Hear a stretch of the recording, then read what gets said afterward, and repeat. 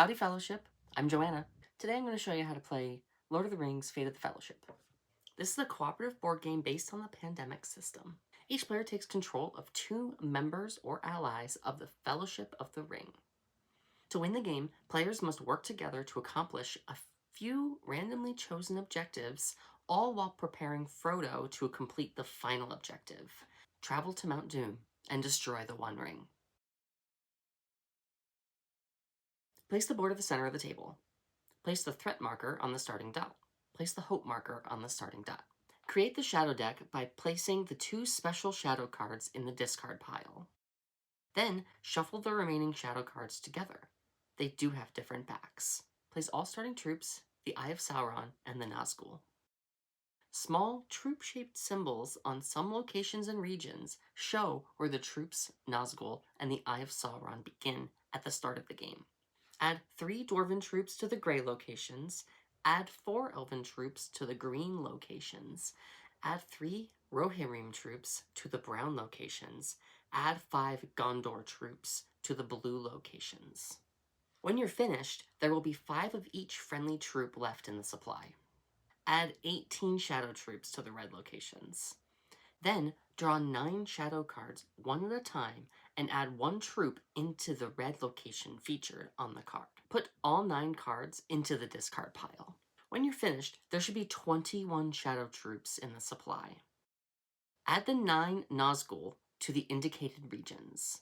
Put the Eye of Sauron in Eriador. Put the Destroy the One Ring objective and 3 randomly chosen objectives face up near the board. Unused objectives are returned to the box. Follow any setup instructions on the chosen objective cards. Also, set aside any characters required by the objectives. Add to those set aside characters random characters until you have 2 characters per player.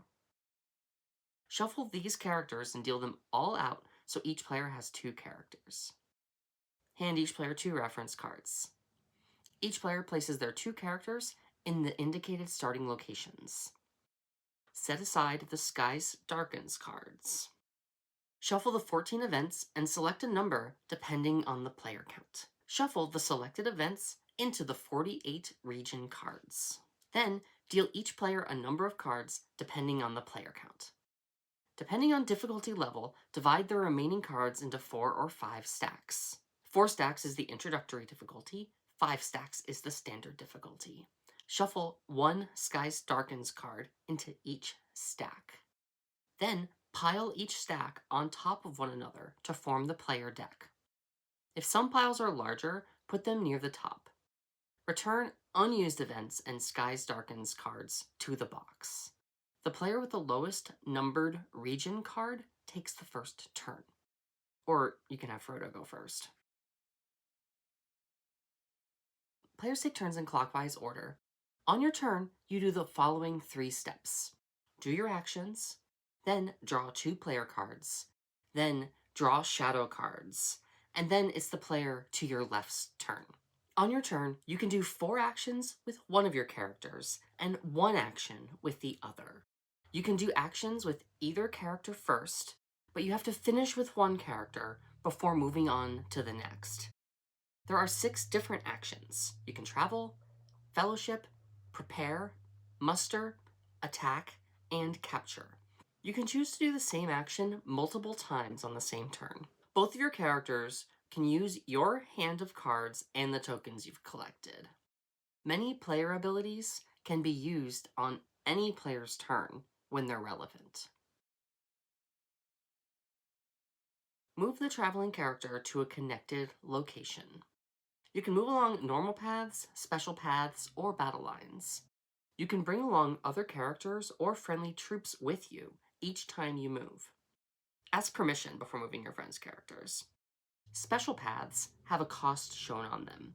To use the special path, the character doing the travel action must spend these symbols by discarding matching icons or tokens.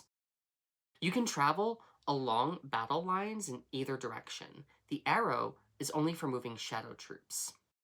If you bring Frodo along with you, you need to either discard a stealth or roll a search in your destination. Whenever you have to roll a search, you roll 1 search die for each Nazgul in Frodo's region and each Shadow Troop in Frodo's location. Roll a maximum of 7 dice. If no Nazgul or Shadow Troops are present, you don't have to roll. Slip by means no effect. Weary means lose 1 hope.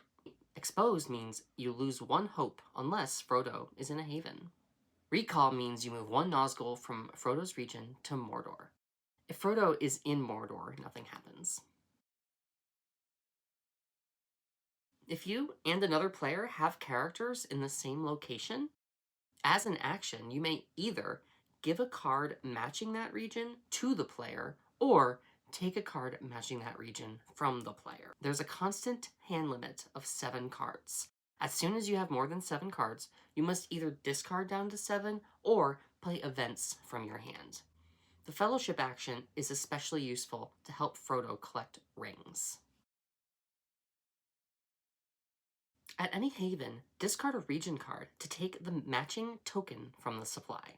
If no tokens of that type are in the supply, you can't take that action. Tokens are great to help you reduce your hand size, but you can't pass them to other players.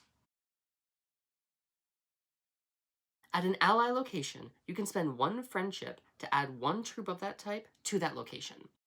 You cannot muster at white or red locations. You cannot muster if there are no more troops of that type. If there are friendly troops and shadow troops in your location, you can take the attack action. First, shift the Eye of Sauron to that region. Attacks started by characters distract Sauron, which can help draw his gaze away from Frodo.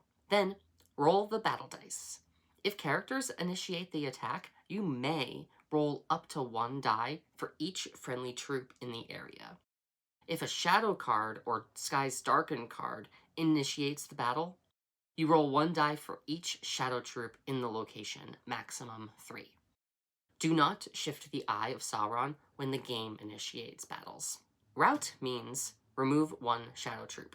Exchange means remove 1 shadow troop and 1 friendly troop. Overrun means remove 1 friendly troop unless the battle is in a haven. Nazgul means if there are Nazgul in the region of the battle, remove 2 friendly troops, otherwise no effect. After rolling, any characters who are at the battle's location may re-roll 1 battle die for each ring that they spend.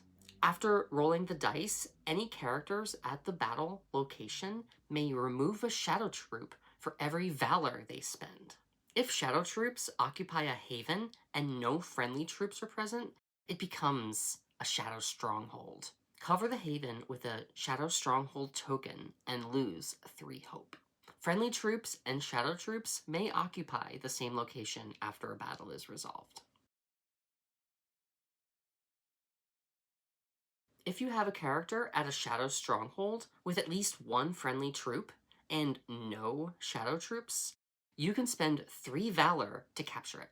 Place a haven token on the stronghold. It now works as a haven. Next, shift the Eye of Sauron to that region and gain 2 hope. Do not add shadow troops to captured strongholds. During any turn, any player may play an event card from their hand. Playing them never counts as an action. The player playing the card decides how it is used. Put used events in the discard pile. After doing actions with your characters, you draw the top 2 cards of the player deck. If the player deck runs out of cards, you'll lose 1 hope for each card you cannot draw. If you draw a Skies Darkens card, resolve the card top to bottom. First, increase the threat track. Then, move the Eye of Sauron to Frodo's region. If it's already there, lose 2 hope. Then, add 3 shadow troops to the location indicated on the card. If friendly troops were there, roll a battle. Finally, shuffle all the cards in the shadow discard pile and place them face down on the top of the shadow deck. It can happen that you draw 2 Skies Darkens cards on the same turn, in which case you have to do it all again. Put resolved Skies Darkens cards back in the box. Draw and resolve a number of shadow cards equal to the current threat rate. Put each card in the resolve area to keep track of how many you've done this turn. Each card has 2 effects, one on the top half and one on the bottom half. Resolve only half of the revealed card. Look at the top card of the shadow deck. If it's a red flag, resolve the top section of the flipped card and advance. If it's a black banner, resolve the bottom section of the flipped card, reinforce. Move every shadow troop on the shown battle line 1 space. The battle line starts at the red shadow location and ends at a haven. Start at the front and move each group of shadow troops from one location to the next along the battle line so that each troop on the line has moved. Advance shadow troops even if they are with friendly troops. If there are no shadow troops on the line, nothing happens. Shadow troops at the end of the line don't advance, but will still trigger a battle. After advancing, roll a battle in each location on the battle line containing both shadow and friendly troops. Start at the front and move backwards. If a haven has shadow troops and no friendly troops, it becomes a shadow stronghold and you lose 3 hope. Add 1 shadow troop to the card's location. If friendly troops are there, resolve a battle. There is no limit to the number of troops in a location. If there aren't enough shadow troops in the supply, lose 1 hope for each troop you cannot place. Then follow the special orders of the card. The special shadow cards work differently. When you draw one, just follow the instructions on the card instead of advancing or reinforcing. You win if you complete all the objectives. Each objective lists requirements. When accomplished, follow the when completed rules on the card and turn the objective face down. To destroy the 1 ring, Frodo must discard 5 rings at Mount Doom. This can only be done if all other objectives are completed. Roll 1 final search. 1 die for each Nazgul and Shadow Troop as usual, plus 1 die for each hope missing from the hope track. In other words, 8 minus the current hope. After that roll, if at least 1 hope remains, the players win the game. You lose if Frodo loses all hope. If you're looking for a greater challenge, there are several suggested difficulty settings and scenarios on page 21 of the rulebook. That's it. Thanks so much for watching. Have fun. Good luck.